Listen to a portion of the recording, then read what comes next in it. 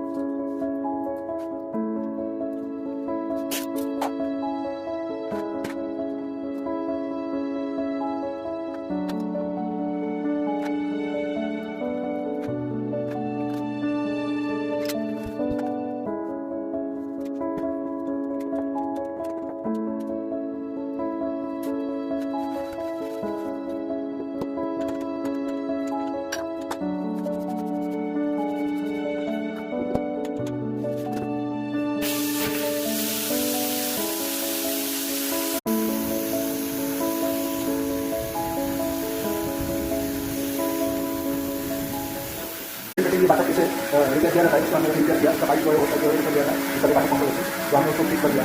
और ऐसे ही और आपके वहाँ से भी नीचे दो तो आप रिपेयर करें। और इस तरह का वीडियो देखने के लिए हमारा चैनल को सब्सक्राइब कीजिए और हमारा वीडियो को लाइक कीजिए और चैनल को शेयर कीजिए।